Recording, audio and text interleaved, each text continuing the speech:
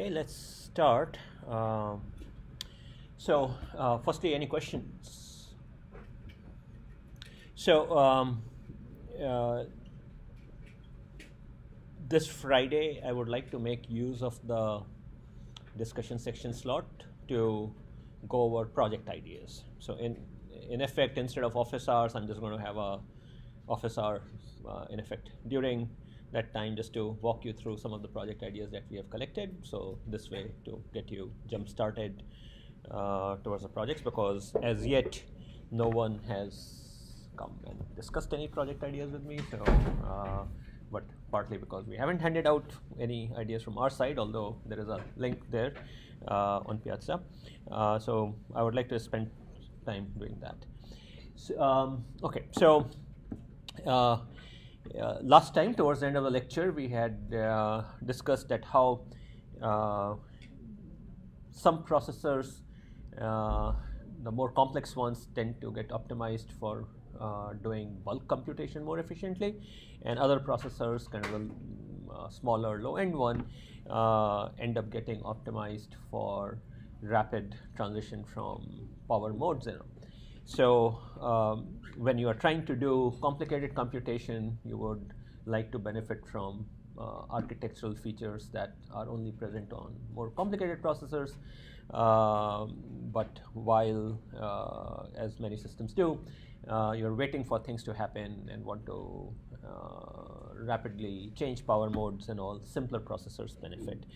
And I'd shown a couple of examples of that where sort of power that the processor is consuming while it is actively doing computation versus power that it consumes when it is in sleep mode, and also the energy to do a computation. So we had, in a sense, the result boiled down to low power processors end up taking more energy to do large amount of computation, and sort of more advanced processors, because they have fancy architectural features, end up having a higher baseline power, but when you do expect them to do large amount of computation, then they end up being much more efficient than their low power counterpart.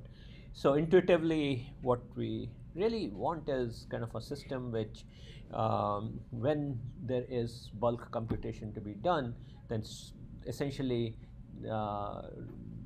becomes like higher end architecture type system, so that it can do that task efficiently. And on the other hand, while it's not doing anything, we would like it to behave like a tinier processor.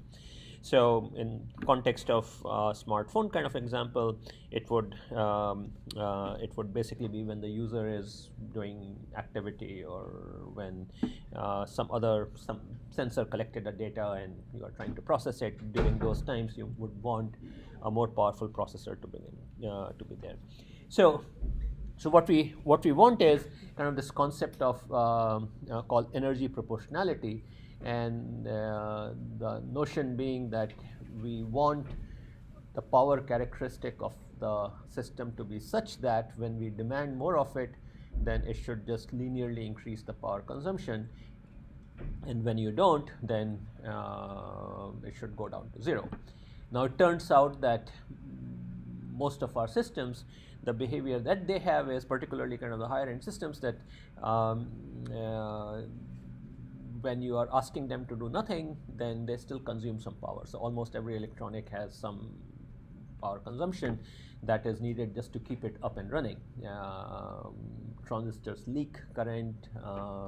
There are a lot of components in these computer systems which just are always on in the background. So there is kind of a baseline power. So if you think of like the power speed curve, then it's even if it is linear, it has an intercept on the y-axis, and that intercept on y-axis tends to be very high for more complicated systems. So the analogy I given with the race car, that if you buy a race car, then for it's just baseline power is high, even though it can give you more peak power. So in real life, then you have to kind of fake energy proportionality. And the way you fake energy proportionality is to have lots of components, and then you power them down. So an example out here which I had towards the end of the class was that imagine if instead of having a single processor, I had multiplicity of processors. So I could have one processor which is kind of a high-end processor architecturally, and its power speed curve would be somewhere to the top right. So it will have high peak performance, but then when it is not doing anything, it still has kind of a fair bit of baseline power. And then you couple it with lower end processor, ideally of the same instruction set architecture, and its power performance curve would be towards the bottom left, so that while it cannot do its peak performance is limited, and when you're doing bulk computation, it will perform worse, perhaps even consume more energy, but on the other hand, it does simple things much better. Moreover, because its architecture is simpler, so it would be easier to bring it up and down out of sleep mode, just because it will have fewer registers, lesser memory, so less state to save when you are powering it off and bringing it back on. And in the extreme case, even if you don't have processors which have the same instruction set architecture, you can play the same game with processors which have a different architecture. So it might be like these things might be ARM, and maybe this is some TI microprocessor or something like that. So you can play this mix and match game, and you can imagine the same concept being applied to other things, like for example, let's say an image sensor. Maybe I can have a very low resolution, low power camera kind of always monitoring, and when it seems like there's something interesting, then I bring aboard kind of a HD camera or kind of wake up my big sensor. Or you can imagine the same thing with radios. High rate radios consume a lot of baseline power, so instead of keeping your high rate radio on all the time, perhaps you can have low rate radio, which is kind of always there, giving you kind of a lifeline all the time, and then when you do have something interesting, then you activate the big thing. But in processors, this is pretty common, so this is how you kind of fake energy proportionality. Another, this concept plays out another way also, which is, so in this example I had processors of different types, but in other settings like data centers, again, it's very hard to have energy proportionality. So what they do is they have lots of identical, let's say, servers, and then they activate them as needed, so that part of the data center, maybe the servers in part of the data center are turned off, and then you activate them as needed. So typically the way it's done is that you will have some servers currently actively serving loads, a few maybe just up but waiting, so that if there is a burst, then you can immediately start using them without a latency, and then the rest might be idle. So you again kind of try to mimic as if the data center has power versus performance, which is a straight line headed with a very low intercept. So again, it's an approximation. So that's what we are trying to achieve, and this concept got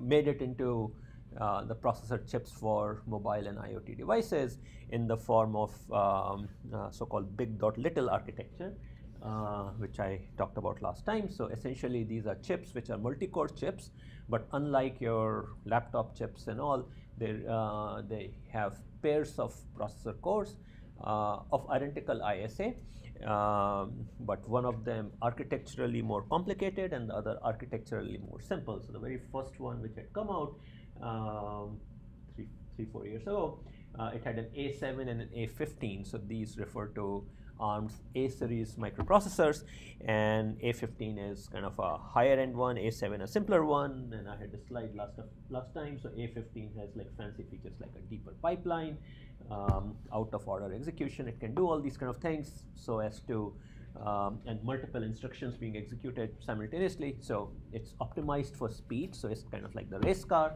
And A7 is the simpler one.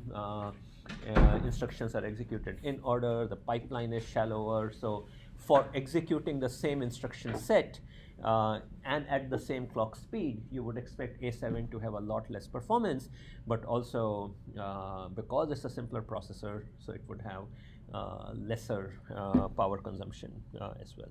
So big.little is pretty routine now in mobile devices because that's how you get this wider bandwidth of power performance.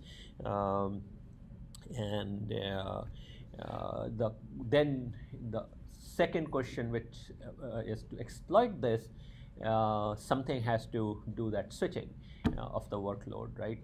So the question then becomes, when should I activate the big processor, and when should I revert back to the small processor? So usually this is done by the scheduler within the operating system, but you could also imagine it being done by some sort of a hardware unit, which is just monitoring the load.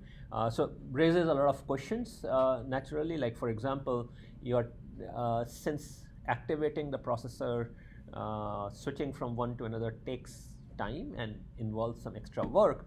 So if you are wrong about it, if you activate the big processor thinking there is going to be workload, but there isn't, then you're actually hurting the overall performance. So there is a part of it is predicting what is going to happen, taking in, understanding what's the overhead involved in switching back and forth, and so kind of deep down there is some entity which would have some sort of a policy implemented in a state machine, which is going to do all this stuff. So fair bit of effort goes into trying to optimize thing. You can think of it like really a control system, and your goal is to keep to have the system operate on that ideal energy proportionality curve. So variety of approaches, kind of a lot of people sort of try to come up with new schemes to do this. In recent 1 or 2 years, the fad has been to use machine learning type methods. So as opposed to strategies which are more traditional, perhaps even thumb rules written by humans, to one where if you collect lots of data and all, try to come up with policies which are basically learned and then throw it at some sort of a neural network or in software or hardware which is managing this. But just to give an example, one approach could be, and this is kind of pretty old, simple, you track the weighted average of the CPU load, and then if it begins to exceed some threshold, then or begins to go low, then you switch modes. So you kind of at some thresholds, and even this leads to questions like what is the right threshold, those kind of questions.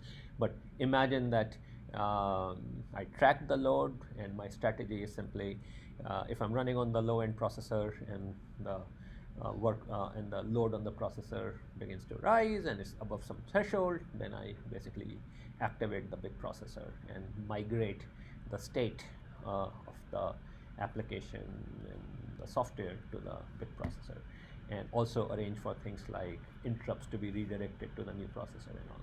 And likewise, if I'm currently running on the big processor and if the load is pretty light, then I say, okay, perhaps I could go back to the small processor. All of these things are making some assumptions. So for example, in this case, like how they say in stock market, past is never a guarantee for the future. The same thing applies out here. Just because in recent times the workload has been low doesn't necessarily mean that it's going to continue remaining low. So, like we've seen over time, a lot of mobile phone manufacturers use the same hardware, and most of them also have the same software like Android.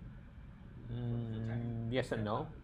So, like, are you saying that, like, if I'm getting, like, given the same hardware, I'm getting better battery performance on one from the other? That means that manufacturer has better scheduling. Yeah, because Android is something where manufacturers do tailor it as well, and remember they can also do stuff in hardware. Okay, so for example, take Huawei. Okay, it makes its own processors. Okay, so or Samsung for its global phones, it uses its own processors. For the rest, it uses. So even on the Android side, you have, I think, at least 4 processor players You have Qualcomm, Samsung, Huawei, and MediaTek, which is a Taiwanese company. And I'm pretty sure there might be some others as well, but at least these are the four major ones, okay?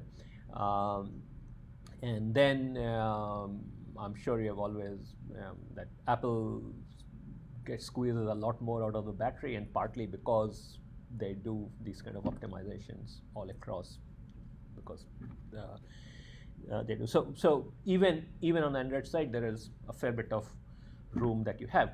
Plus, the other thing is applications that you create yourself for your particular device. There are additional optimizations you could do, because one of the things in this is if applications assist, because oftentimes application can provide better insight into the future. Many applications have periodic workloads or near periodic workloads, so those kind of information can also be used. So there's a lot of room for optimization still. And when things go wrong, I'd mentioned last time that a couple of generations ago, Qualcomm's processor that it had released was performing quite awfully because the power governor, as they call it, was basically not doing its job correctly. So it would basically, there were a lot of ups and down in the frequencies, and it was happening. It was just not doing the power management and the hardware correctly. So lots of possibilities. But from what I have seen, I mean, that these there's just generally this happens at the OS level. Okay, so and there is relatively minimal stuff currently hardwired into the chips. Usually on the platform there would be some sort of a power management unit which would basically be controlling all this stuff. So being able to do this buys you a fair bit of power savings. So this is an example. Again, this is from the original Samsung device, so it's a few years old number, but kind of the general concept is all I wanted to get across. So on the blue, what you are seeing is the power saving that big.little obtains compared to just having the big core and always running on the big core. And the reddish one shows the power saving for the whole chip. So not just the processor core, but whatever else it has. And of course, as you would expect, that will reduce the net gain because there are other things on the SoC, caches and all, which of course are still burning power, but still pretty impressive gains by switching to a big.little kind of architecture. But for games, like, shouldn't like the big processor be running all the time? Sure, if you have something like game, or you are doing continuous video transmission. Okay, so in fact, what you would find in many cases, for example, if you just try to stream 4K video continuously, after a time your phone might just heat up and stop. Okay, so in fact, not unheard of, these kind of things. So thermal considerations will kick in and all. Absolutely. Okay. So, like, how are they doing big and little with Temple Run or Abbey? Those are games now. Yeah, but even games and all have human interaction and all, so it's not as if they're truly running continuously all the time. There are always idle times and all that kind of exist. Okay. So the other thing which has begun to happen is that besides big.little, you also have so you don't have to stop at just two. You can imagine multiplicity of cores, then heterogeneous multicore, and by heterogeneous multicore I mean that other cores which do not have the same instruction set architecture. So and yet they could play a role in it. So like for example, maybe I could have a specialized chip which does some simple version of a machine learning algorithm, and that's the one which is running all the time. And then when the time comes, you activate your ARM core, and which is doing kind of a high resolution version of your sensing algorithm, for example. So a typical sort of, particularly for mobile phones, the so-called mobile processor is not simply the big dot little cluster, but it would have a whole bunch of other processor cores also sitting there. Very common nowadays are things like codecs for audio and sensor hubs, as they're called, for processing accelerometer, gyros, those kind of data. Of course, GPUs, which are often used as accelerators as well, and finally neural accelerators, which have begun to emerge on some of the chips now. So basically you have this medley of devices, and at some level the game really is kind of activating them at the right time so that the overall chip exhibits this power proportional or energy proportional thing. There's a term which often comes up in this discussion, something called dark silicon. And what dark silicon refers to is an observation that some people down at UC San Diego a few years ago made, was that as chips have scaled, so we are packing more and more transistors into the same area. But so the net result of that is that if you keep voltages unchanged, so if you're not able to scale down the voltage, and we have kind of hit the limits there, then the power produced on a given area increases very rapidly, and that results in a lot of heat being dissipated, and your ability to remove that heat is limited. So the temperature starts going up, and that obviously has a lot of ramifications. So we have reached a stage where even though we can put the circuitry there, for a variety of reasons, it's not possible to keep it actually active, up and running all the time. So what that means is that I have to keep parts of my chip dark, as in not running. And that led to the hypothesis that, therefore, one of the ways of utilizing this dark silicon is to use them for heterogeneous multiprocessing and accelerators. So because I could not keep them up anyway, so might as well use them for these specialized needs. So whenever I do need that FFT to be done, I'll use the FFT accelerator and I'll devote some silicon to it, and it doesn't really matter because it's not as if I could have used it for anything else, because even if I had put a regular processor there, I couldn't have run it. So this concept of dark silicon, which has some debatable angles to it, is something which also encouraged this. So bottom line is that there is no area cost, because that silicon has to be there anyway, so you might as well use it for architectures like these. And so now kind of that's it's pretty common to have these kind of processing architectures, and as I mentioned, same concept applies to things like radios and sensors and stuff like that also. Okay, so that's a bit of a story there. Later in the course, I'm going to spend some time talking about power management a little bit more, but the takeaway from this piece is you want power proportionality. You have at your disposal the ability to shut things down, and there are a variety of ways you can shut things down. You can stop the clock, you can power things off, and possibly other things, but at least these two. The more you shut down, the costlier it is to get out of the shutdown state, because shutdown mode, because you lose more of the state. Your OS may have to restart more from scratch. And the other thing that we have is the ability to tune the power performance, so change the frequency, and along with it change the voltage. As I observed last time, just changing the frequency doesn't help from an energy perspective. It does help on other aspects of power. It lowers the power, so thermal issues go down and all, but if I only change the frequency, then I'm proportionately increasing the time taken, and the area under the curve will remain the same, and so it doesn't help. So the answer therefore is when we change the when I need less speed, then not only should you lower the frequency, but you should also lower the voltage, and that leads to a lot of hardware issues and all.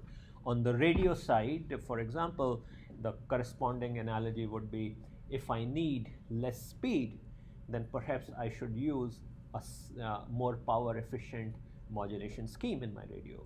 Or on a sensing side, it could be that if I need less resolution, then perhaps I should operate my image sensor in a different mode. So there are a variety of ways you could think about it, but just blindly sort of changing the speed and not doing anything else typically will not benefit from an energy perspective.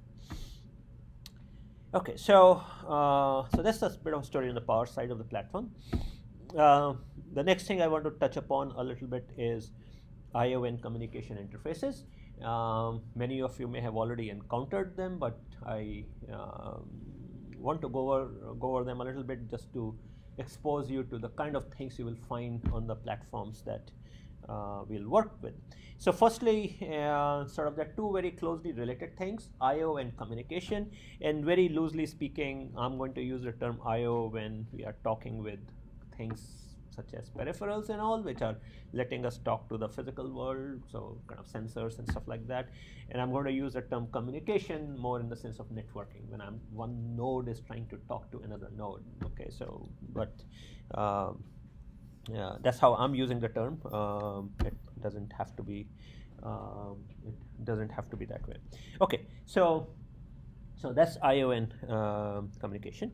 So if you look at again these systems, you will find that there are sort of a fairly diverse range of I/O capabilities that exist. So this is the figure for that Hexaware device, but it kind of applies to most devices of sort of in this in this realm. So variety of sensors and things that exist, and you can loosely kind of think of them as input devices and output devices. The question is, how do we talk to them? And at the first level, kind of the obvious constraints that come up, there will be constraints of data rate, there will be constraints of latency. Do you have, what kind of access do you need to the information? Is it just sequentially streaming in, or do you need some sort of a random access to various state which might exist in the device? Requirements on power, pen, those kind of constraints come into play. And then a typical interaction between software and sort of these peripherals essentially boils down to following category of things. So firstly, get and set parameters. So you might want, you may have a sensor and you might want to change its mode, or you might want to set its resolution or things like that. Transmit and receive data. So if it's a sensor, then stream the data to me. If it's an actuator, I'm sending a series of commands. And then finally, enabling and disabling functions. So kind of loosely speaking, you can think of these kind of functions that we want. Now within these confines, you would find that platforms come with a whole sort of array of different ways they implement these I/O functions, and typically these devices offer many choices. And the reason simply is that historically lots of different standards catering to different industry segments have emerged, and therefore microcontrollers which provide these peripherals and all have emerged to cater to these different energy segments. So to understand that, first thing to realize is that how does software access the I/O? There are two very common ways that processors and therefore software think of I/O. One is that we think of I/O devices as a bunch of I/O registers, and the other one is that you think of it as part of your regular memory space. So in your program, you have sort of code and data residing in the memory, and in this case, the I/O devices just occupy part of that same memory space. So kind of in one case, we think of I/O as something special, in another case, just as part of a regular address space. So there's a distinction between the two.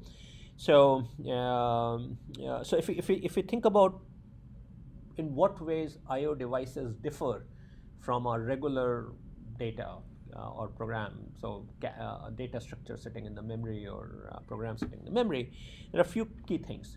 Firstly, we can't cache. So in case of regular data structures, it's perfectly fine that you fetch the data structure, it's sitting in your data cache, and then you're operating on that. But that mode of operation doesn't work with I/O devices because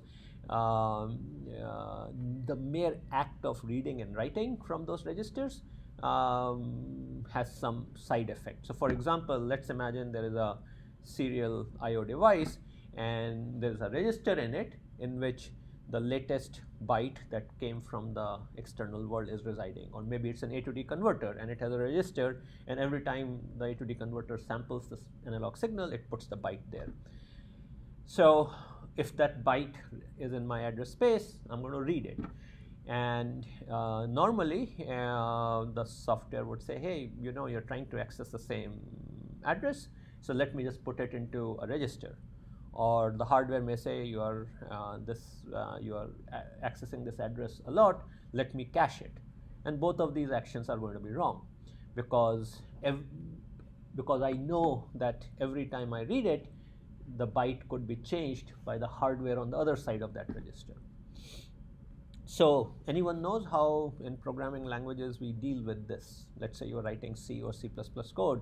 How do you tell the compiler that this particular variable, this particular memory location, whenever I read it, you must read it?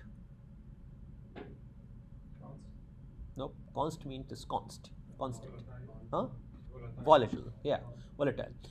So volatile basically says that there is something else that we don't know about which is going to change it. So you would see things like volatile int x. So that's saying x is a volatile int. Now, more generally, you are going to use it when referring to some address. So you will say volatile int star x. Okay, so that I'm pointing to a memory location which is volatile, and the similar things you can imagine in C++ being done.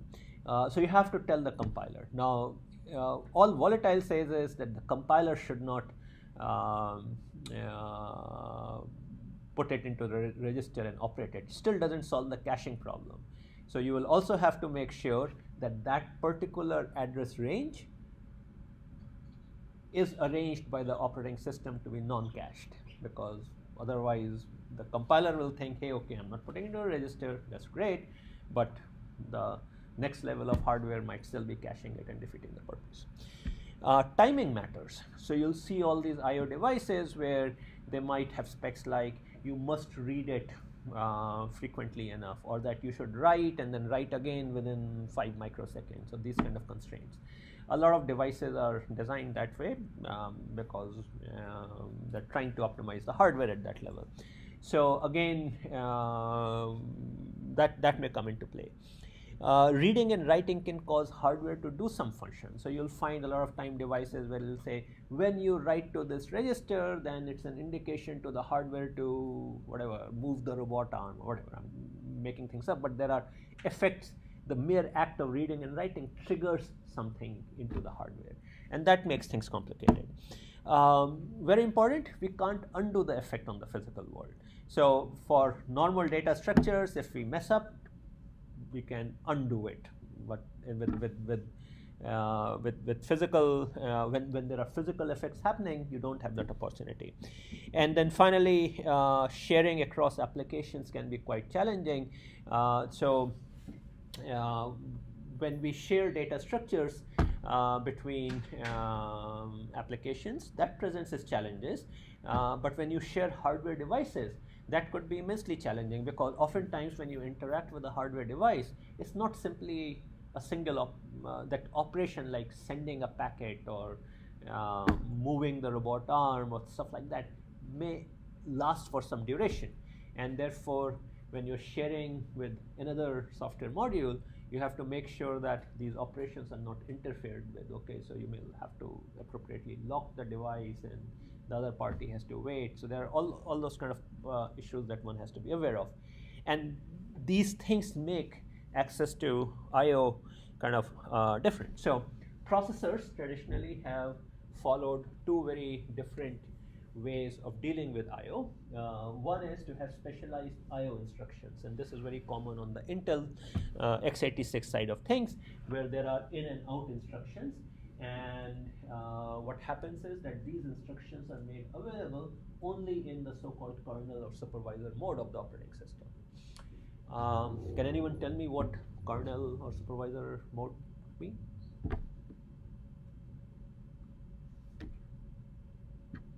In a processor, when we refer to supervisor mode of a processor or kernel mode of a processor. Does the kernel talk directly to the hardware? Well, I mean, even your applications talk to the hardware in the sense that the instructions they do run on the processor. So that's, I mean, you're kind of in the right direction, but so imagine what if every piece of software running on that processor had equal control over the processor. Then what are the ramifications of that?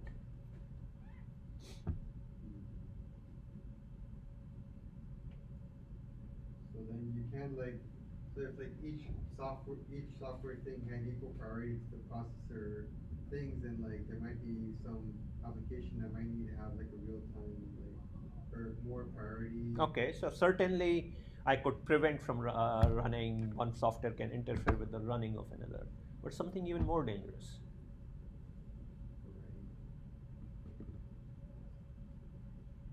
If everything had equal privileges, then I can read the memory of your software. Your software can read the memory of my software, so there's no privacy, right?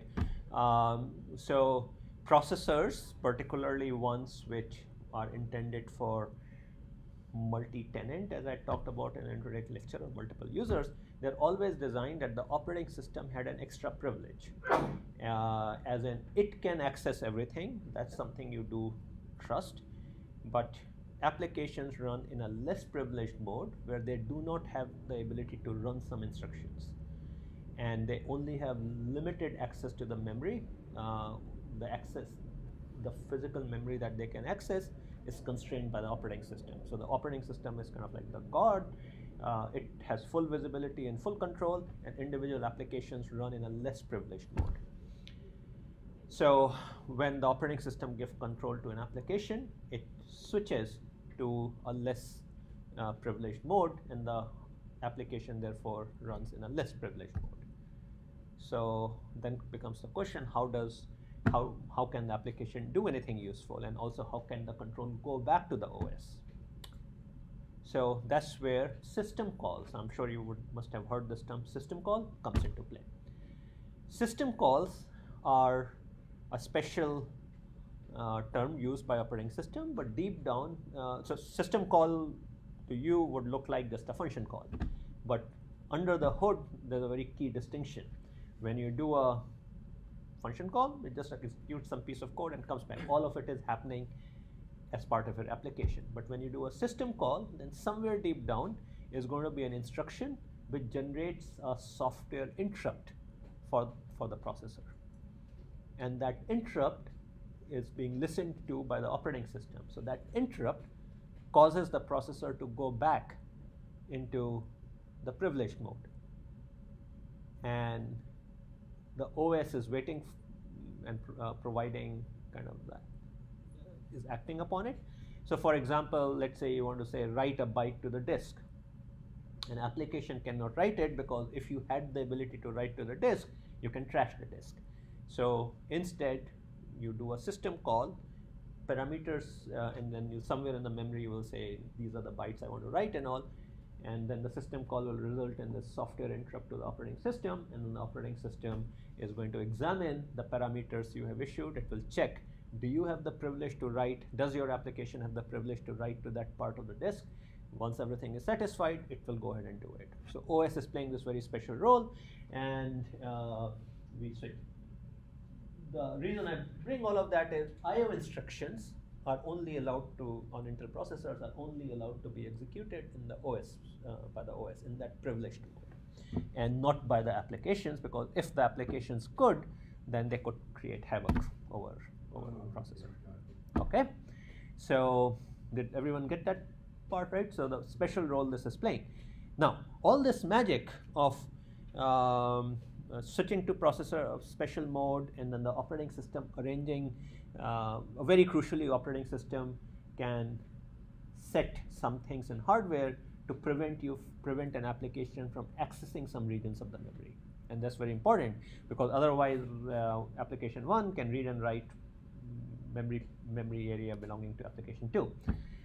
But all of that does require some additional hardware support from the processor, and that's costly. So a lot of IoT processors do not have all of that stuff. Everything just runs in a single memory space. So there you don't have those kind of capabilities. So what I'm talking about out here is really specifically for the in-out instruction is an x86. The ability to do supervisor mode and all you will find in the A series ARM processor, but you will not find them in the M series ARM processor. A series ARM processors have all the privileges and all. That's what, for example, happens on your whatever iPhone, iPad, Android devices, right? They're all running A8 things. So they have all these supervisor mode and memory protection and stuff like that. But ARM processors do not use I/O instructions. x86 do. What do ARM processors use? Well, ARM processors and essentially rest of the world uses what is called as memory mapped I/O. And the idea in memory mapped I/O is that your I/O devices are just like as if they were data memory. They occupy some part of the address space. So there are no special I/O instructions. You read and write the I/O devices very much the same way you would read and write any region of the memory. So the same instructions for moving from a memory location to a register or moving from a register to a memory location is what you are going to use. And but then you have to tell the operating system that these regions of the memory space are special, as in that's where my I/O devices reside. Do not cache it, stuff like that. So all of that needs to be done. Typically at the boot up time, you're going to set this thing up. You'll need to know about the particular board and how it is, what part things reside, and kind of worry about it, take care of it. So again, x86 separate, as if there is a separate address space. My regular memory resides in and is dealt with one type of instructions, and my I/O resides elsewhere. And the other one is that my I/O is just really occupying a region of the data memory, and I just deal with it. Questions? So the supervisor mode will be like running the privilege.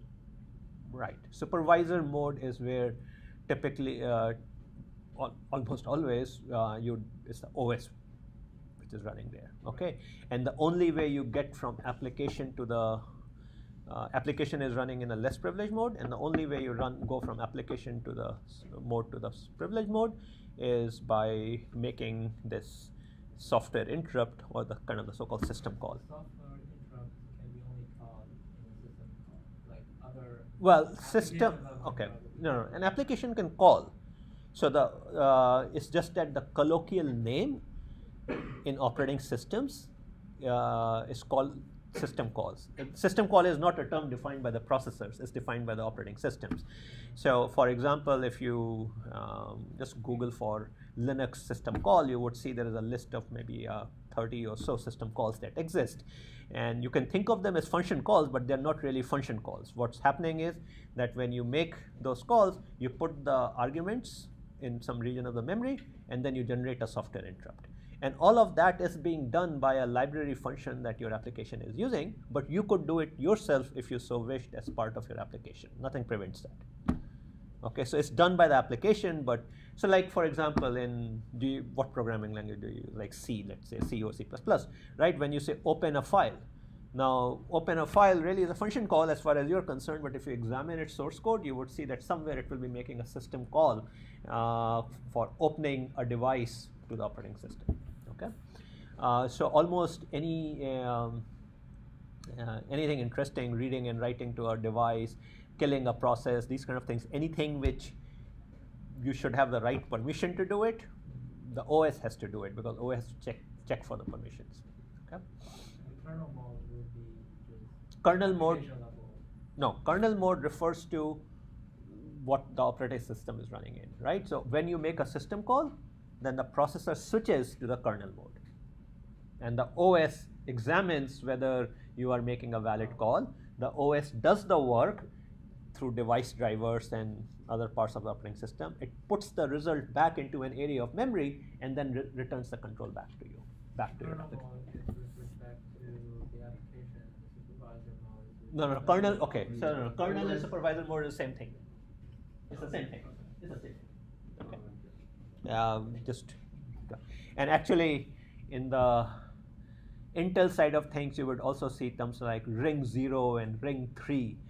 So in Intel processors, they have a series of modes.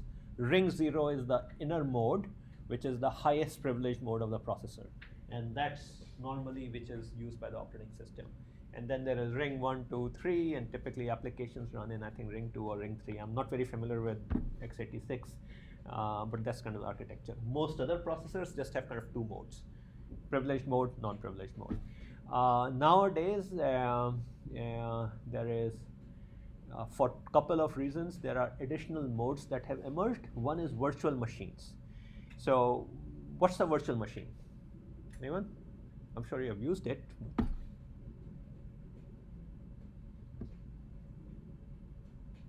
No? Anyone used virtual machine software? Creates, it uses a segment of your RAM and your computing power. Anyone else? Not quite. What's a virtual machine? Allows you to run another operating system on top of an operating system. Right, so you're kind of mimicking a machine, basically, right? It's called virtual machine because you're kind of faking, conceptually you're simulating a machine, okay? And you can have multiple such things running. And of course, these machines, remember, these machines have their own operating system. And so they have their own kernel and supervisor mode. So what is controlling all of these? So you need kind of a next level of supervisory mode. It's called hypervisor. So there is, you can think of it as like a ring -1. Okay, it's kind of like a next level in the God hierarchy, if you may. So that's one reason. The other reason where an additional privileged modes have emerged is settings where you don't even trust the operating system. Okay, so thus far I talked about you trust the OS, but what if you are running your application on Amazon's cloud and they are providing the operating system and you don't trust them? Or maybe Amazon has been bribed and they are going to snoop into your application. So then processor vendors have a solution for you, and we are going to again spend some time on that, but in my course next quarter we are going to go more into it. But there is a concept called trusted execution environments that have emerged, which vendors like Intel and ARM have provided. And the idea is that if you are willing to trust Intel, then you don't have to trust the operating system. The operating system can be hacked. As long as you trust Intel and do things right, then even the OS cannot peek into your application. Previously I said OS can do everything, it has all the power, but now what they do is they provide regions of memory which are encrypted, and even the OS cannot look into it. Which means in the processor there is an even more privileged mode that hardware or Intel has control over and access to, but the OS does not. So we have these hierarchy of modes which provide these other things. For our purposes, the main thing is I/O devices are special, and therefore they are controlled by the OS and through this privileged mode. Now, none of this applies to processors where hardware to do privileged mode doesn't exist. And a lot of the simpler microcontrollers, including Cortex-M series processors, which is what we are using on the mbed devices, do not. So in fact, you are using two types of devices, right? Raspberry Pi, and that has a Cortex-A, and the mbed devices which have a Cortex-M. And they kind of represent these two different worlds. In one case, there is no privileged mode in the hardware. Everything has to trust each other. Application can trash the OS, application can trash the other applications, and then you have the Raspberry Pi type things which are using processors which have the extra hardware to let you provide all this protection, basically. Okay, and obviously what that also means is that if I'm in a Cortex-M or these type of processors, if I want to manipulate a pin, go ahead. You can just send a 0 or a 1 to some register and be done with it. If on the other hand you are running on a Raspberry Pi with a Linux OS, then you have to have the right permissions. Either the operating system will provide you some calls, or the operating system may say, you know, I really trust this application and I give it control over this. There are ways to do that also. But something has to be done. Normal applications can't just go ahead and mess with the hardware, mess with the I/O. So which one is better? Eye of the beholder. But generally speaking, the sense is that the second approach, memory mapped I/O, kind of is cleaner. Everything, this lets you, for example, think of your devices in terms of data structures. Just pass a pointer to them. You don't have to worry about that there is something special about these I/O instructions. So it just makes generally things cleaner. But I guess Intel is kind of stuck with its original choice from 70s. So that's how x86 processors are. So when it comes to dealing with I/O, one kind of I/O that you will have to deal with in the IoT world is the so-called general purpose I/O pins. Okay, and basically GPIOs refer to digital pins which can be read or written by the software. So you can use these things to generate signals from the outside world or read things. So like if there is some button or some sensor which is sending you binary data, you can read the pins or you can send signals this way. If there is some sensor says that whenever there is whatever something dangerous, I'm going to raise the pin. Well, you can monitor it using software. So GPIO pins exist in most of these MCUs. Sometimes you would see that the pins have multiple purposes. So the same pin could be used as a GPIO pin, but maybe it could also be used for some other purpose. So many a times you would find that the specification data sheet would list multiple purposes for a particular pin, and then somehow you will need to configure things, which mode you are using. Are you using it in GPIO or are you using it for some other purpose? So this is where you could hook up LEDs, you can hook up digital sensors, you can hook up relays, you can hook up anything which is happy with a binary signal. Okay,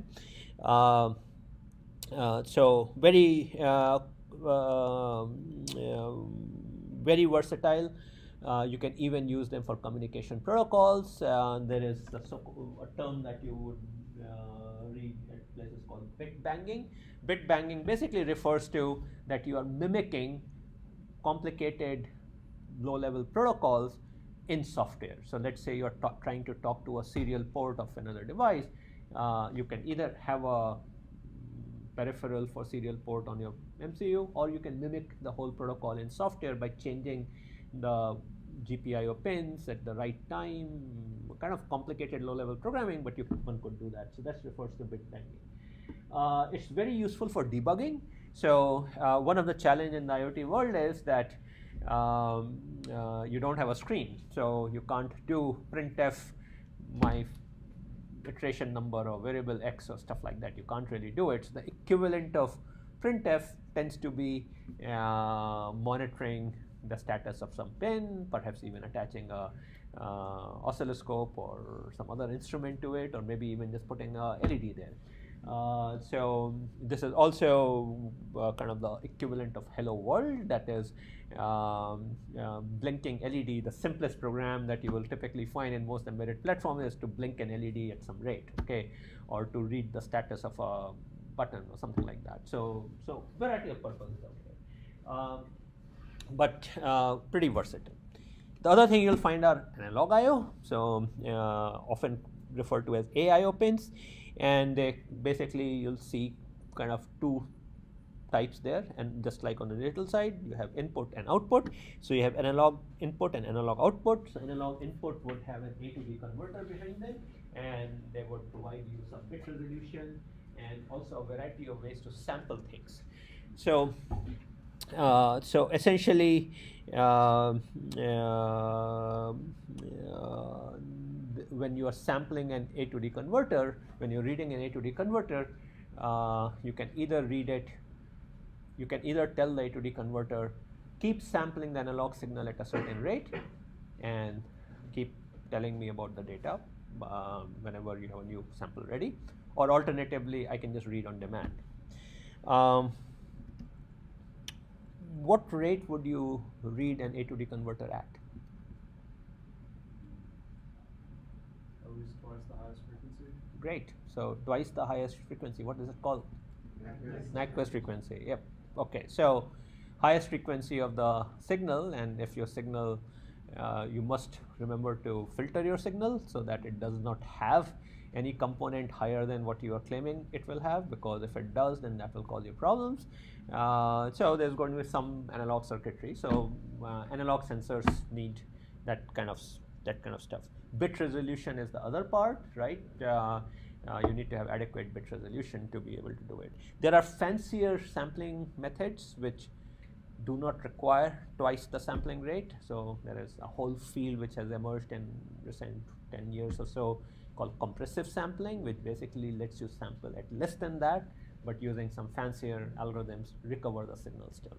But that's, you'll find in some signal processing courses. And then you have analog output pins. You have analog output pins where you would have a digital to analog converter. So if you look at the specs of these processors, you would find analog input or an analog output. Analog output, again, the same thing. I can have periodic or asynchronous updates. It is very common to find AI analog input. It's much rarer to find analog output. Okay. And there are a few reasons for it. Firstly, you could say more applications need analog input, and that's probably true. There are more sensing applications and control-oriented applications. But there is another reason also. Analog input is cheaper. And also analog input can be multiplexed. So what is very commonly done is that you may have multiple analog input pins, and there would be some sort of a multiplexer in front of it. And then you will have a single digitizer. And then the digitizer would first digitize pin 1, then pin 2, then pin 3. It will kind of just cycle through it. So same digitizer can serve multiple pins. And so it's like a multi-channel A to D converter. So your digitizer would be a very high rate digitizer, let's say 1 mega samples per second, but maybe you will have 8 channels, and then you can either have a single channel of 1 mega sample, or you can have 8 channels which are at 125 kilosamples. Okay. Whereas for D2A, that digital to analog, you need to have 1 DAC per pin, so it's costlier. So even places where you will find both, you will see that they may have 8 or 12 analog input pins and only 1 or 2 analog output pins. And analog output pins again are pretty rare, okay, in these devices, just because of the cost structures that are involved. So in the processor which is used in the Hexaware, there is 16-bit A to D converter, there is a DA converter, there are 12-bit, there's an analog comparator, there is a 12-bit DAC, and so forth. So there is a bunch of stuff that is sitting there. Now, these are true analog things, okay, as in they take as input analog waveforms, and if you have DAC, it outputs an analog waveform. And again, there are dedicated courses on what these goes on, but the other thing I want to mention is that there is a poor man's analog that is very commonly used in IoT devices for a variety of purposes, and that's called pulse width modulated waveform, and it's used again both for input and output. So the concept is as follows, that pulse width modulation refers to, I have a pulse train, this is a digital signal, and the fraction of time in each, it's a periodic digital signal, and the fraction of time the signal is high is called the duty cycle, okay. Now, what you see out here is kind of these 3 different values of the pulse width, and you can say that if I were to look at the area under the curve, then if it is x for the first waveform, then it is 1.5x for the second waveform, and it is 0.5x for the next waveform, right? So I can think of the area under curve as kind of like an analog value. And the question is, can I then somehow make use of it for some beneficial purpose. And you'll find that it is used a lot in things like motor control. And the reason is the following, that remember I said DACs are pretty expensive, and if you want lots of channels of DAC and all, how do you deal with it? So in drones and things like that, you will find, or sort of autonomous vehicles and these kind of things, or even LED bulbs and all, you will find that instead of using analog signals, we output PWM signals. And then we use this area under the curve to indicate what is the analog value that I truly want. The question then becomes, how do I go from this duty cycle to a real analog value? I still need to have some way of doing it. So any one of you into, I don't know, remote control cars or drones or anything like that? You do? Okay. So what happens? I mean, my processor sends a signal to the motor. What resides in the motor side? How do I convert it into speed or position or whatever, some analog value? Have you ever used electronic speed controllers? Anyone? ESCs? I have used these motors, they're Hall effect motors.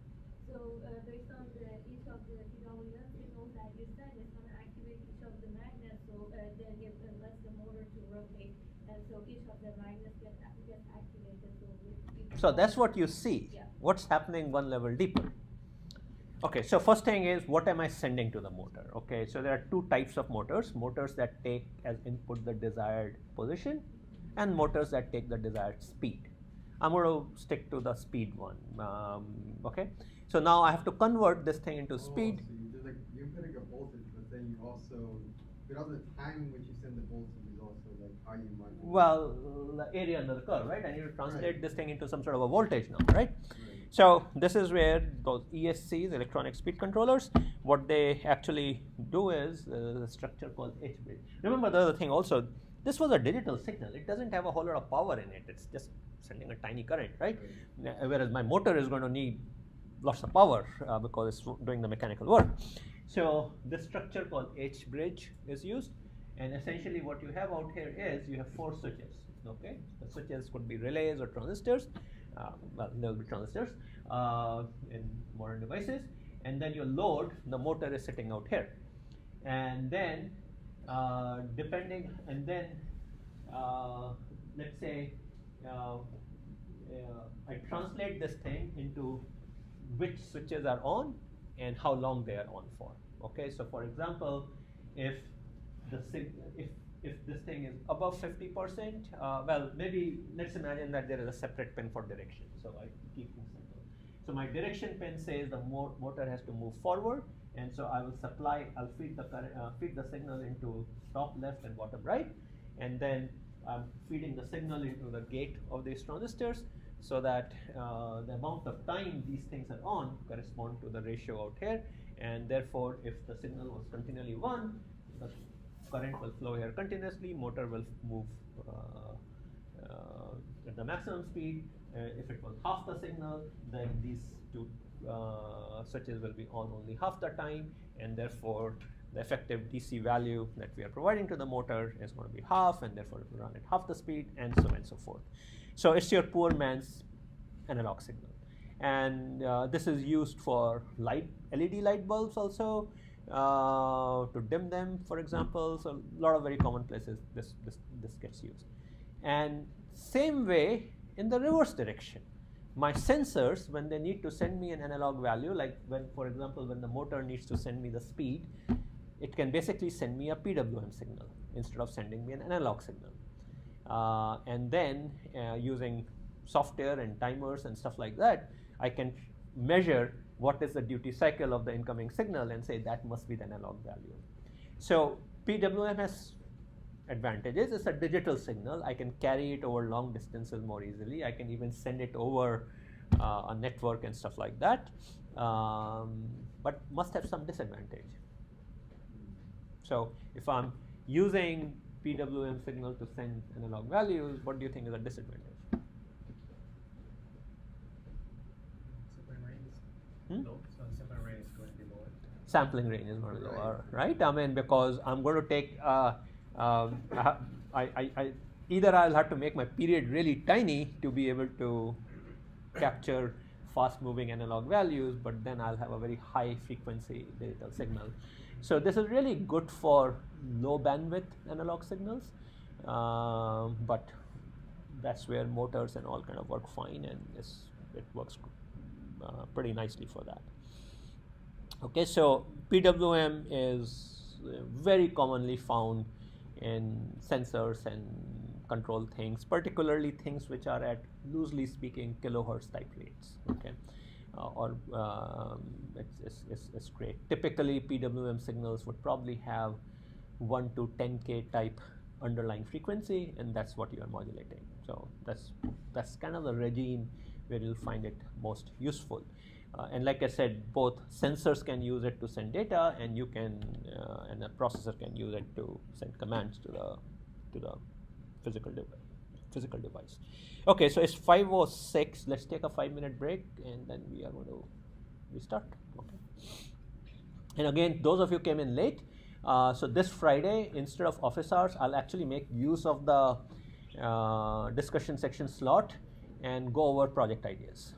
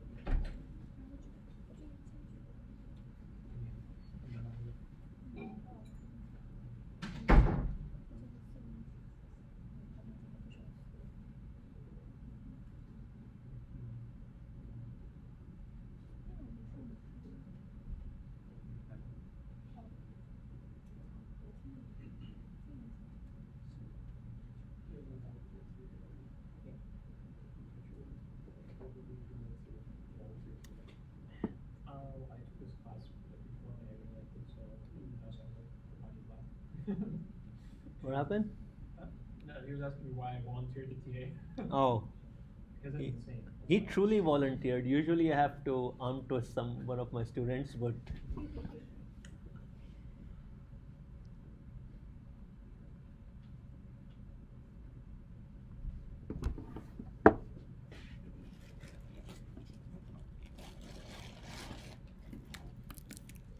actually, if any of you are interested in TAing M119, which is the undergrad variant of this course, which Professor Anthony Chen is going to be teaching next quarter, then reach out to him. He's looking for a TA.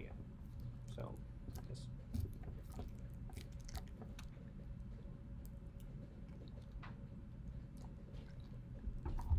You need to be a grad student now.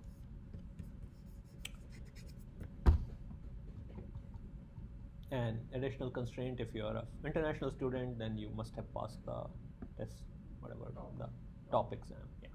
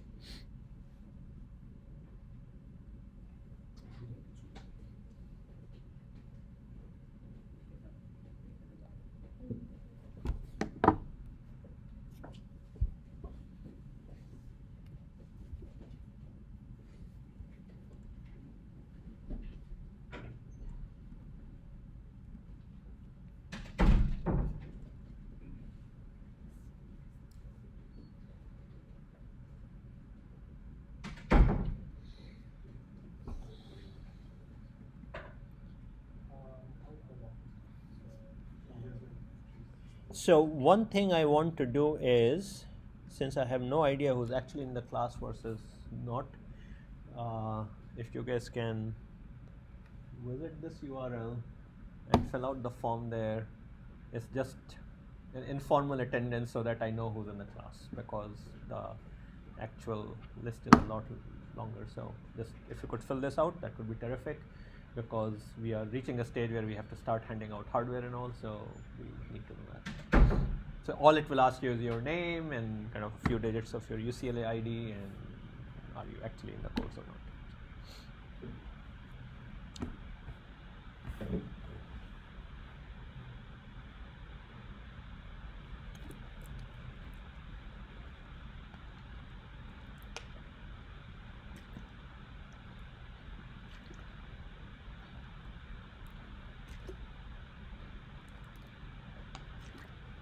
Everyone got it?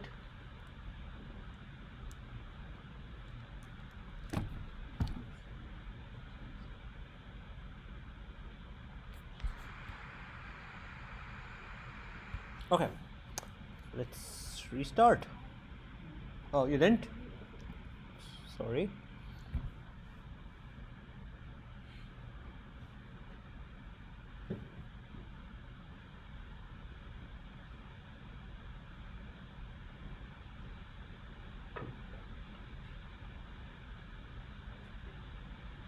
I guess insufficiently large QR code.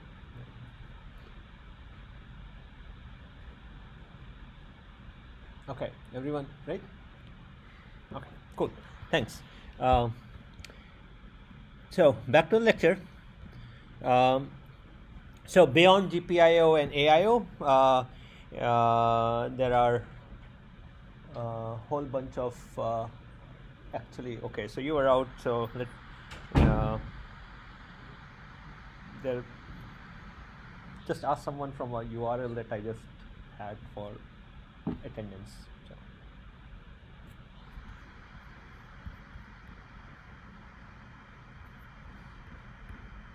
Can you grab this?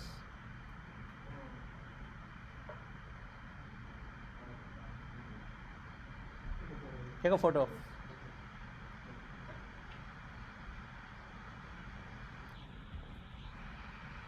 Okay, cool, thanks. Okay, so there are a whole bunch of sort of dimensions to this I/O problem, which kind of has dictated the emergence of or existence of a variety of these standards. What data rate you want, what distance you want, does it have to be wireless, or can you get away with wired? Serial versus parallel, that is like, you know, those, you must have seen those ribbon cables, or kind of multiple data being carried over multiple lines versus a single wire, point to point, multi-point, multi-hop. So they refer to point to point meaning two devices talking to each other. Multi-point means that one device is sending out the data and then many devices are picking it up. Multi-hop means A sends to B, B sends to C, C sends to D, and so on and so forth. So it kind of hops along. Serial versus parallel. So do you think sending data over one wire, bit by bit, versus sending data over multiple wires in bits in parallel? So let's say I'm sending 32-bit words from one device to another. So in one case, I have the option of sending the 32-bit sequentially for one word, and the next word, and the next word. So all the bits are going serially, versus 32 bits going in parallel, and then the next word goes in parallel. What do you think is, what are the pros and cons of the two approaches?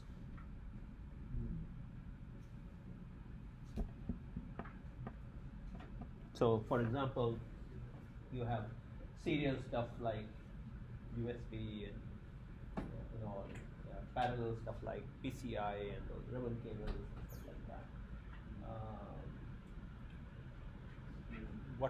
What are the pros and cons?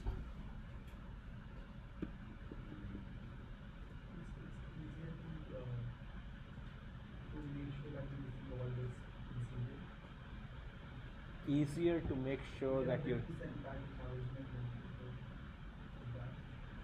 I'm not sure I'm getting that. But I see what you mean, because like it's more like a protocol to ensure that you have like data fidelity. But If your 30 bits come in parallel, you have some table that like assigns the local position in the register, and then you get the word back. Sure. So they're coming. I capture them. I get a 32 bits. but then like you have to structure your Huh? It has to use time. time. It's hard to use alternate rates using parallel. Right. So it's That's hard. that's the main thing. So why does that happen? Why is it harder to do timing with parallel signals? Because you have to bundle all your parallel wires to make sure that the data packets are like of similar size. Kind of? No.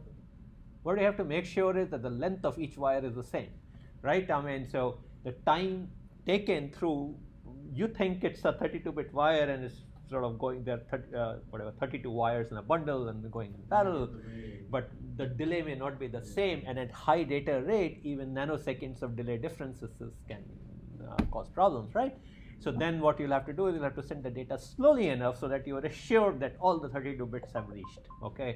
And that just complicates things, whereas in sequential you don't hit that thing. So, which is why, I mean, you see, I mean, that apart, obviously, parallel stuff also has a pain point of many pins and a fatter cable and all, but serial just is inherently more resilient to those kind of timing issues. Now, the flip side is, though, that you do need some way of recovering the timing in serial signal, right? You are sampling things. So in parallel one, there might be just a clock, and the clock kind of tells you now sample. Now you have to kind of figure out what rates are things coming at. So there would be fancier clock circuitry and all, but you would see at this stage, I mean, USB 3, USB 3.1, which is the norm out here. What kind of data rates do we have there? Yeah.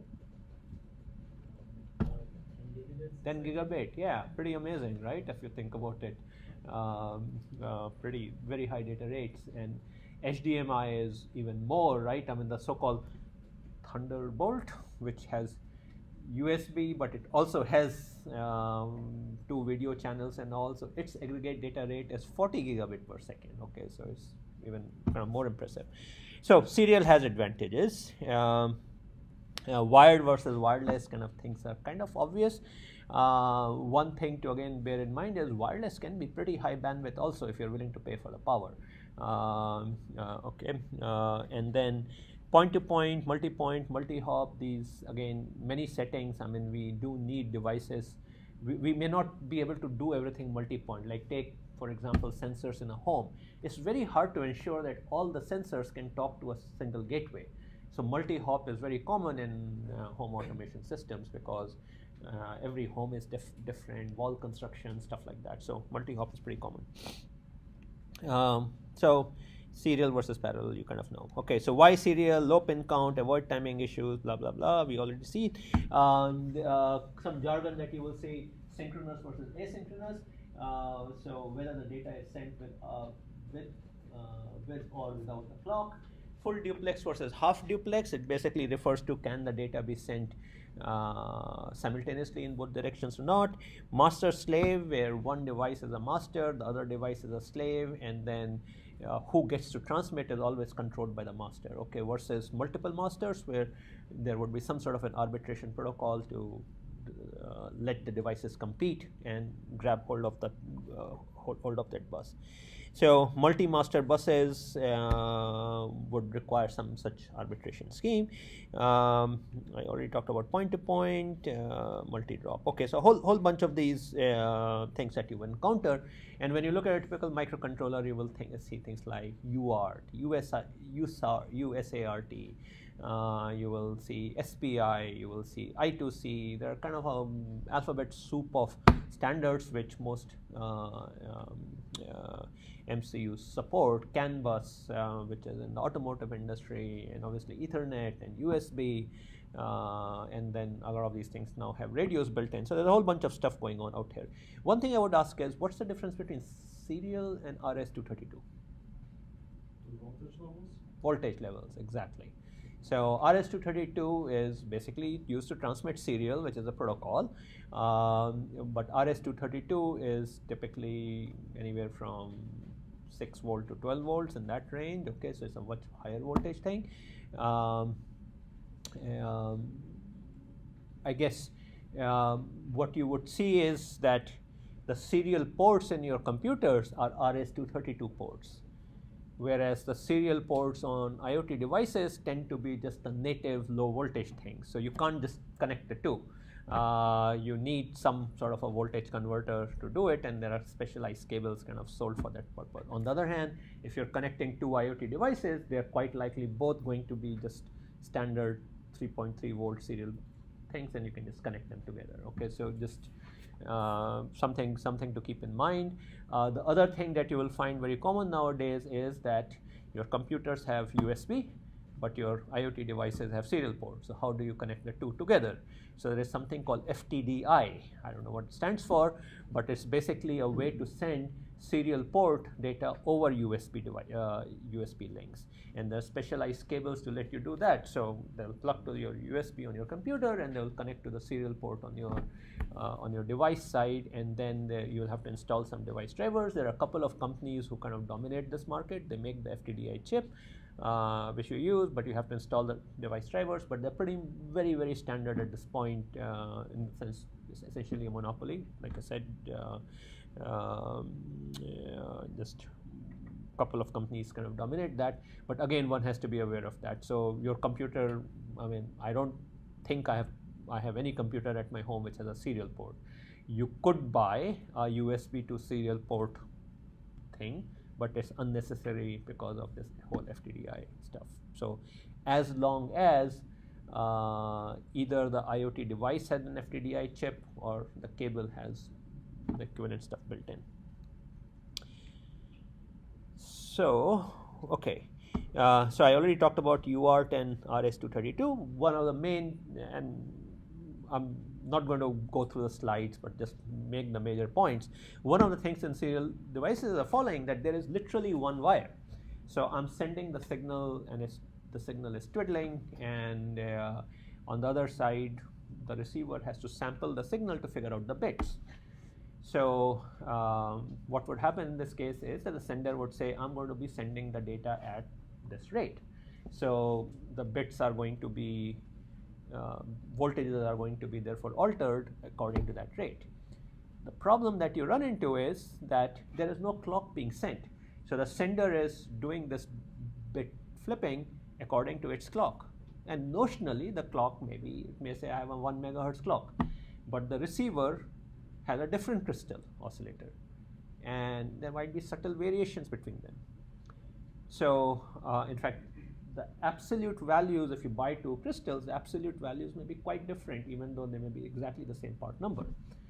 So the way things are done is that the receiver listens to the incoming signal and then trains its clock. It basically says what is one clock period of the sender clock corresponds to my clock. So it tries to learn that timing, and which is why a little bit of preamble, a few extra bits are set beforehand with a known pattern, and the receiver examines it and then learns how to translate sender's clock to its clock so that it can now sample the signal reliably.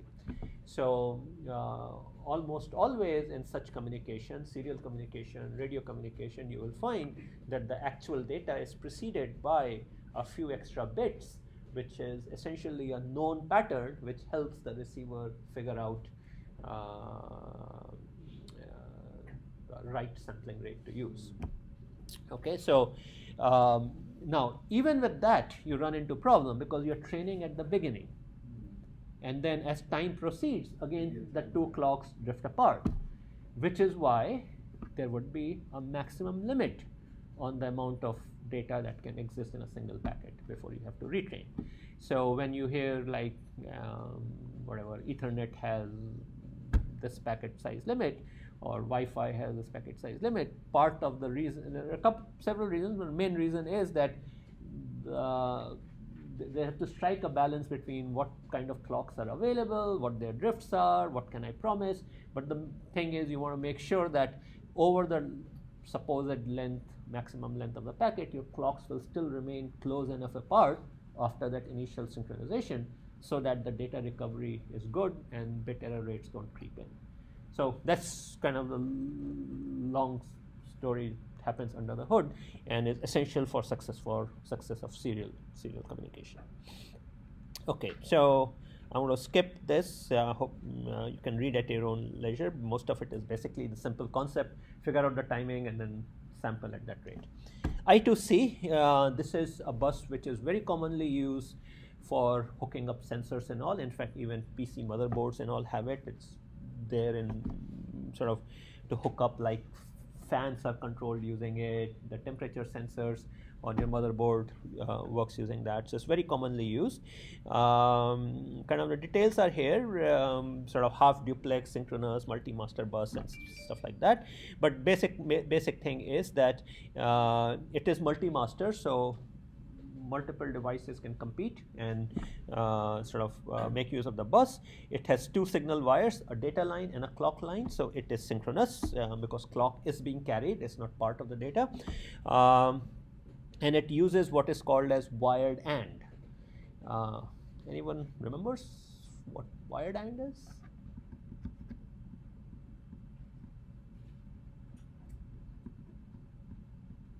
No? Anyone ever heard of it? Wired AND or wired OR? No? No? We don't teach them anymore? Okay. I have a big idea, but I don't. Okay, why don't you? Well, it doesn't hurt. Why don't you?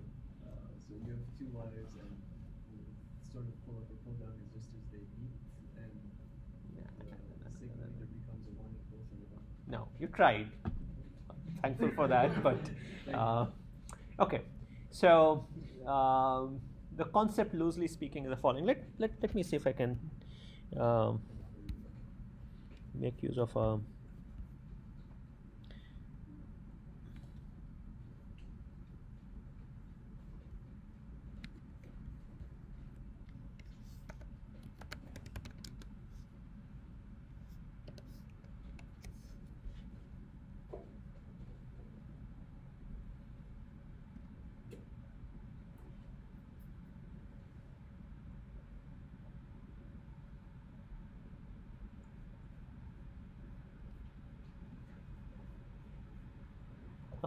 I think this slide kind of does something. So normally when you have some digital system which is going to output 0 or 1, then what happens is when it's outputting 0, it's pulling the output down, and when it is outputting a 1, it's pulling the output high actively. So it literally, you can think of it as the output gets connected to ground if I want to output a 0, and output gets connected to power supply if I want to output a 1. And then to do an AND, I'm going to take a bunch of such inputs and literally have an AND gate doing so. But there's a cheap way of doing so-called wired AND, and the concept is the following. Imagine that when I want to output a 0, I do pull it down. But when I want to output a 1, I don't do anything. I let the output flow. So I'm not pulling it down, I'm also not pulling it down. So it's kind of a output is open, okay, in this case. But what I do is, on the output line, I put a very weak pull-up resistor. So if no one is pulling it down, then the output will be high because there is this pull-up resistor. If any one of these is pulling it down, then the output will be 0 because if it overpowers it, this is a weak resistor. So that's like the ANDing effect now, right? I mean, ANDing with a negation going on. Okay. So the alternative would have been that each one of these were regular digital gates, and then I would need a real ANDing function, okay, with very large number of inputs. So anytime I have to AND a large number of inputs, this strategy works very nicely because I can basically have a wire going all over my board, and if anyone pulls it down, great, I have a 0. If no one pulls it down, then the output goes to high. So it's not quite an AND, I think it's logically there's a negation in there, but you kind of get the idea. So it's very commonly used in buses because buses may be going through a whole bunch of chips on the board, like an I2C bus.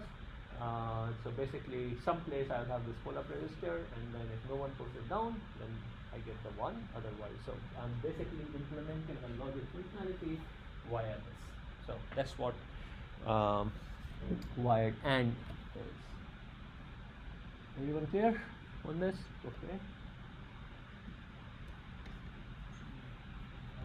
Will it be a device time of 4 milliseconds? Yeah, it's going to be pretty slow. Okay, but that's why you're going to use it for not for actual high-speed data transmission and all, but for arbitration purposes. Okay, absolutely, good point.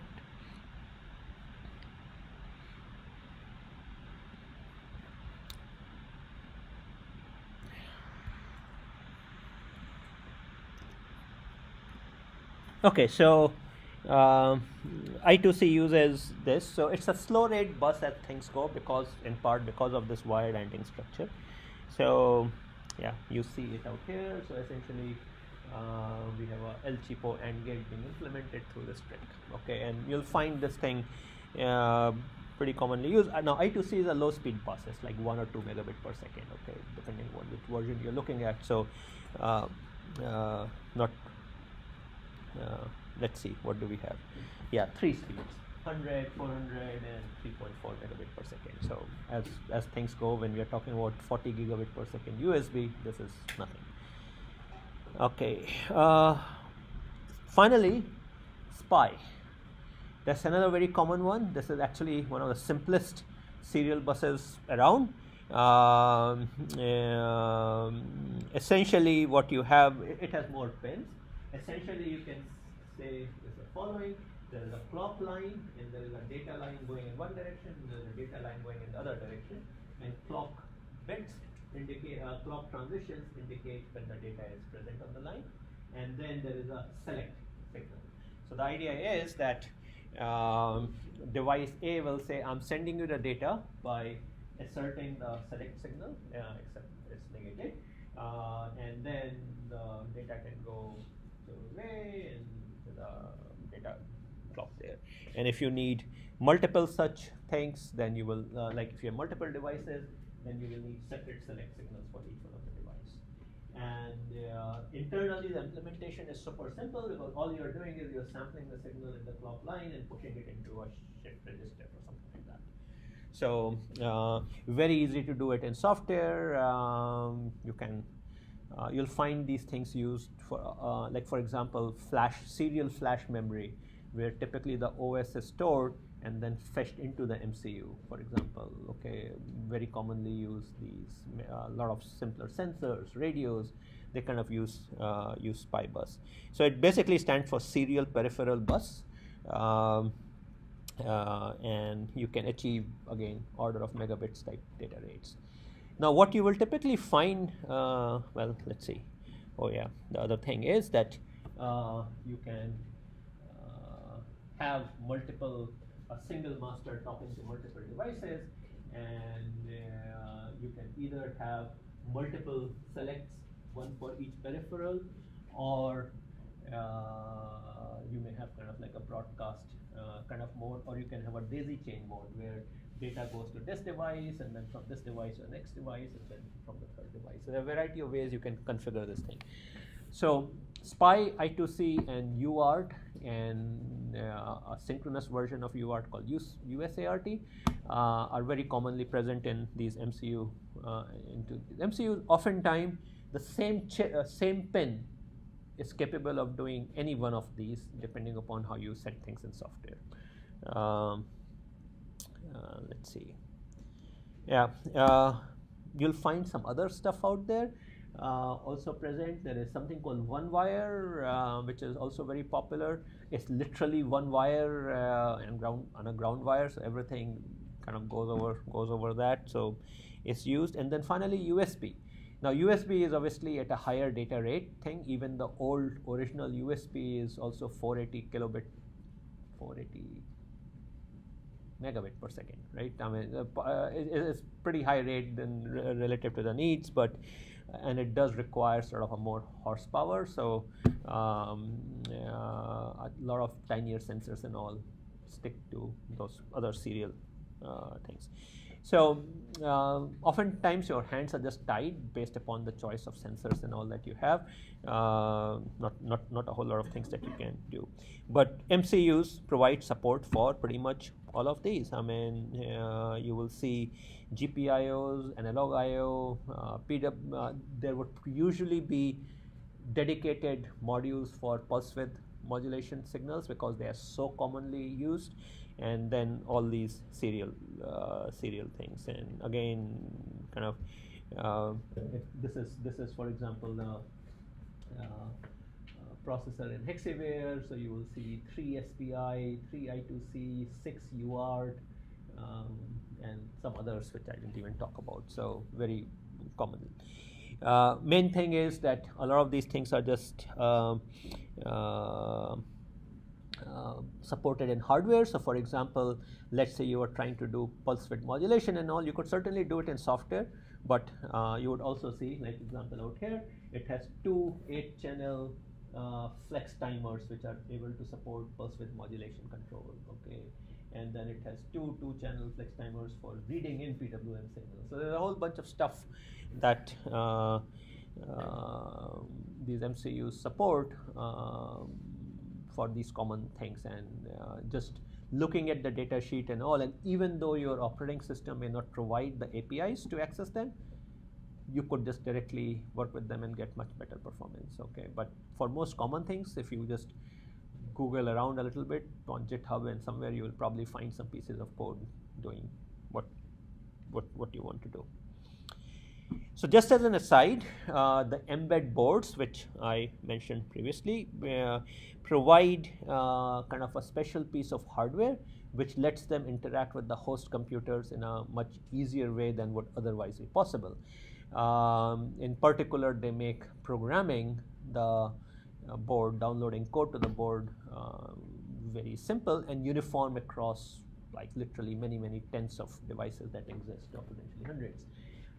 So in particular, there is such a thing as something called mbed interface, which any mbed compliant board is supposed to have, and in turn it includes something called a functionality called AppLink, through which in any PC, as in any Mac, Linux, Windows, literally any device which can mount a flash file system can basically program these things. And the way the programming thing works is that after you have compiled the code, potentially through your browser interface, you get a bin file, and you just copy the bin file into the flash drive, which appears when you plug in the board, and then you reset, and it reflashes itself. Okay, so you don't need any special programmer and all, which is often the case with other boards, that they will require you to buy something and all. In this case, everything is just taken care of. So what they have internally is something that ARM microcontrollers provide, which is called a debug access port, or more longer name, Foresight debug access port. Okay, so it's just a debug access port through which the microcontroller allows rest of the memory to be accessed. So normally you will find hardware programmers and all which talk to that access port and then program the board. But in this case, that little component which mbed board is supposed to have takes care of that. And that component itself, usually to realize the functionality, they usually use a tiny microcontroller to do it. So that tiny microcontroller basically keeps an eye on the flash memory, and then whenever the right set of circumstances are done, it basically programs the main process. So it basically main thing is that you don't need to install any device driver. So that's why kind of essentially all modern operating systems come with the necessary device drivers built in. And you can do a lot of pretty cool stuff. You can write your own scripts. You can monitor what is happening on the flash drive. So when you plug an mbed device, you basically have two kinds of communications with it. One is that you can, well, three kinds of communications. One is you can use it basically as a flash file system. You can write a file to it, the other side can write a file to it. Second thing is you can use it as a serial I/O over USB. So you can open a console program on your PC or Mac, and it can send serial data and it will appear there. Or you can type things here and send serial things there. So that's the second thing. And the third thing is that you can have, using this DAP functionality, you can program it. And actually for doing the DAP functionality, it uses what is called as human interaction device mode of USB. So this data for programming and all is actually being sent using the same protocols which is used for keyboard and mice. But those are details. And the third point is all of that function embed requires. So any board which is claiming embed compliance basically has this stuff built in. So it makes things really, really quite convenient to have. Control area network. This is another bus which is very commonly available on the MCUs, and this is really from automobile industry, and it is a bus which is used for what are called as engine control units, ECUs, in cars to communicate with each other. So in modern cars you have a network, and then various subsystems have their own local microcontroller, okay, and then these things can talk to each other. So like there might be a microcontroller for the braking system, another for the engine timing, another one for your nav unit, and so on and so forth, and there is a network which does that. And historically the bus being used for them has been this so-called CAN bus.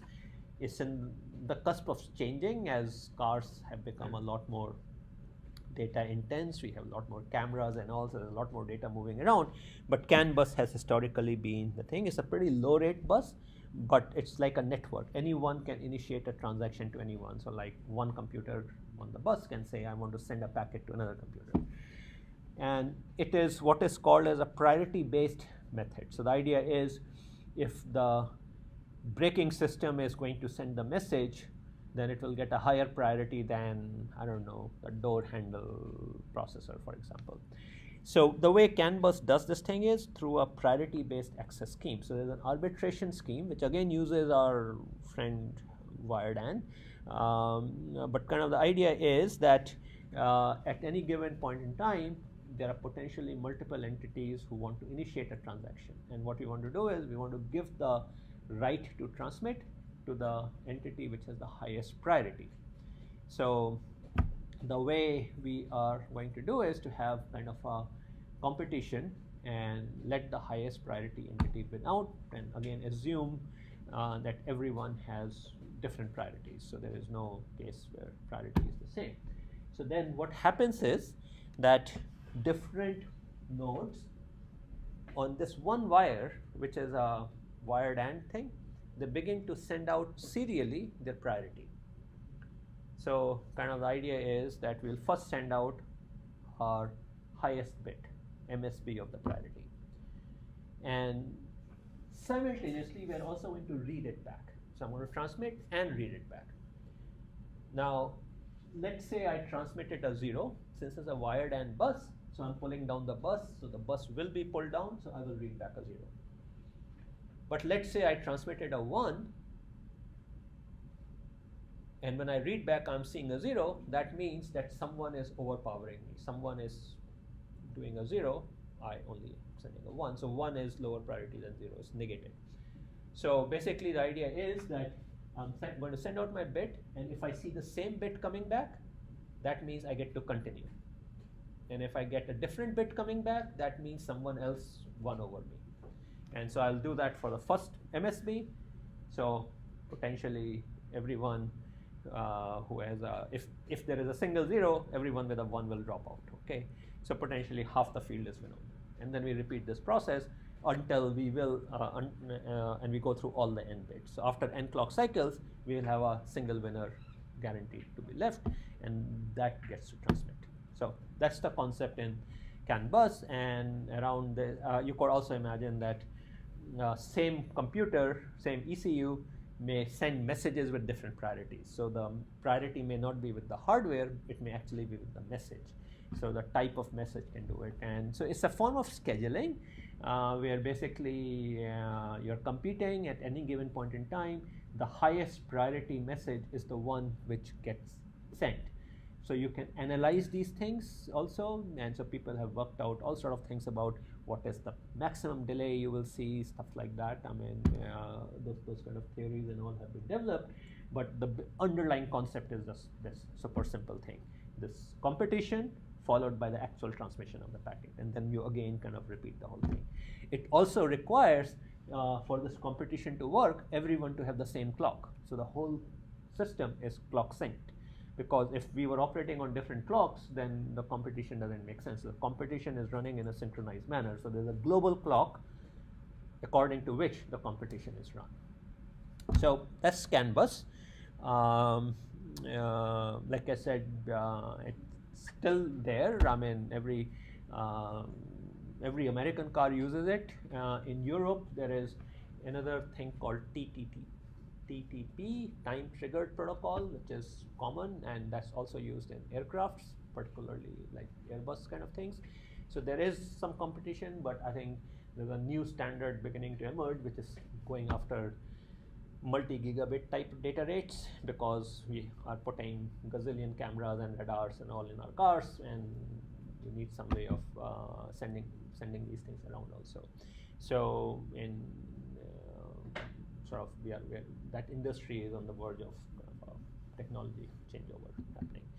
So I think at this stage I kind of covered at least a baseline set of hardware platforms, the kind of capabilities you would see in mbed. CAN bus you will find in a lot of MCUs, but not all.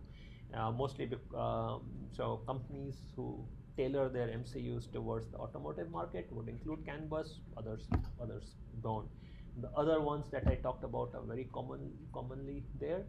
For Bluetooth, lots of companies have Bluetooth built in now. So there are companies like Nordic Semiconductor and all. They sell you MCUs with Bluetooth built in, and then you can also buy very cheap Bluetooth modules which talk to the main MCU, usually through I2C or SPI or something like that, and they will provide you sort of a protocol to control the thing, and then the Bluetooth itself will have a processor built in to actually handle the whole Bluetooth stack.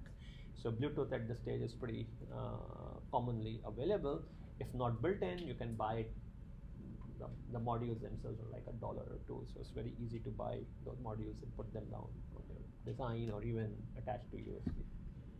So next time I'm going to switch over to software and spend the next lecture looking at different ways we can organize the software. So just one more thing to add. So some of these like very, very high speed data protocols will be serial, but they'll also have parallel lanes. So it'll be almost like a serial. Great point. So multiple serials in parallel. Yeah. Okay. Yeah. So what Leon is saying is that it's very common to have bundles where you have multiple serial running in parallel. Okay, so multiple lanes, and some of the higher rate USB standards are like that. They have multiple lanes of high-speed data going through. I mean, USB 3, I don't think any MCU has it, so it's more of a desktop class thingy. But kind of just a matter of time, you'll begin to see some of it trickle down, particularly as automotive industry is shifting towards higher rate things. Wi-Fi and Zigbee support is the other thing. I didn't talk about it, but in many market niches, that's pretty common also. I'm pretty amazed at like how, even though Wi-Fi is actually very power inefficient, despite a lot of attempts at making it lower power, but a lot of devices directly use Wi-Fi. So at my home, I mean, I have a whole bunch of different sensors and actuators that I play with. So I see that there are a lot of them now, even though they're battery powered, they just use Wi-Fi, and the battery power is pretty awful, but battery life is pretty awful, but that's what they are. More common is that they will have a Bluetooth link, and you can talk through phone to the device directly, and they will happily sell you also a bridge which is plugged in, and this bridge acts between connects the Bluetooth to the Wi-Fi. So a lot of door locks and all are operating in that mode. And then finally Zigbee and Z-Wave, these are the other two radio standards which are very commonly in use in automation industry. And again, a lot of MCUs have them built in, so you can find Zigbee in particular, you will find a lot of MCUs which have the underlying radio 802.15.4 built into the MCU. Okay. TI makes several of them, Atmel makes several of them, so lot of them exist. So at least for automation type things, that's a very powerful combination to have. Okay, so I'm going to stop here. Let's pick this. We'll continue. And again, just a reminder: on Friday, I would like to use the regular slot so that we can present the project ideas in one go, and hopefully that will lead to faster convergence. If you intend to do a project in a group, might be a good idea to start making friends in the class. So